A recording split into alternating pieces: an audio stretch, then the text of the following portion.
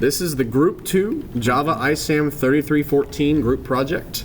From left to right, we have Kevin Hasty, Christian Bridgeforth, Chase Prescott, Daniel Edwards, and James Givergeese. Right here, we have our group schedule, where we split out things each week to find out what we needed to do before week's end. We split things up pretty evenly amongst all team members, trying to figure out who can get what done in what amount of time. Here is the entity relationship diagram that I worked on. The card owner essentially just connects to all the credit card, the transaction ID, and the address to fit properly within itself, with the primary keys and foreign keys working together evenly.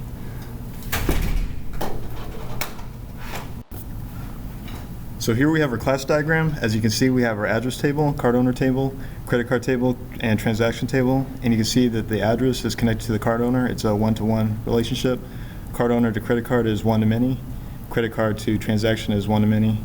And then you can also see that we have our methods for address, card owner, credit card, transaction. This is our flowchart for the registration. When you start the process, you input all your information, you hit submit, it does all the validation, see if all the required fields are filled, then it sends everything to the middle end, then it sets up a new credit card, it stores all the information in the database, sets the status as good, and that's the end of the process right there.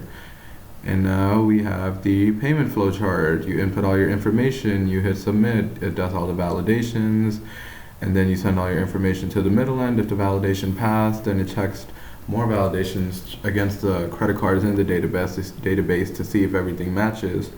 And then if it does matches, it does the expiration validation, and then it does the one-time limit, and then the other up limit validations. If those don't pass, it gets set as blocked in the database. Otherwise, the payment gets processed, and then that transaction gets stored in the database, and that's the end of that process. And that's the end.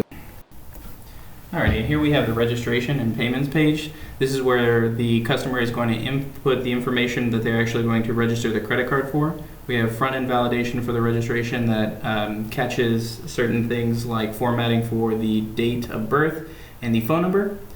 And then on the payment page, this is where the registered credit card is going to be utilized in order to make payments and saved to the database. So here we have a live demonstration of our registration page, and as you can see, we have some just open-ended validation. Now we're going to enter some information into the fields to populate these to go into the database whenever we hit the register button at the bottom.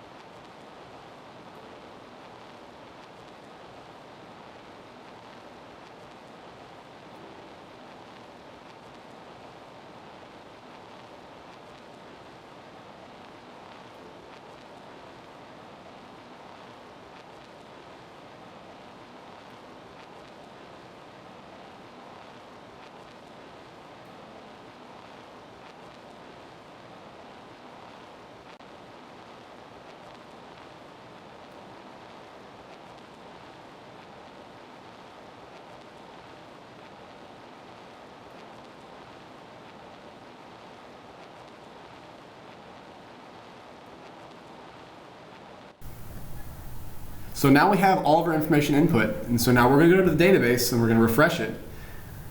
And we're going to see that in the card owner, we now have a new populated Bruce Wayne. In the credit card, we have a brand new MasterCard with a good status. And then in the address, we have our new address placed just in the address area. Now we're going to go to the payment page, and we're going to copy all this information down and process the payment. Here we have some just open-ended validation again, just to show that all the information is required.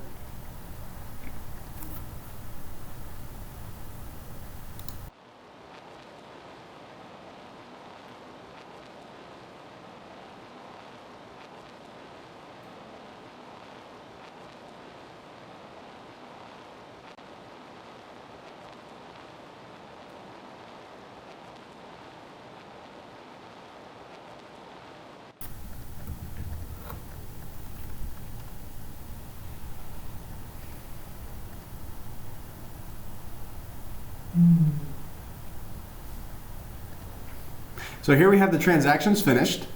And when we go to our transaction table, you can see that we now have a populated Bruce Wayne with all the information that we input for the registration table with a completed transaction.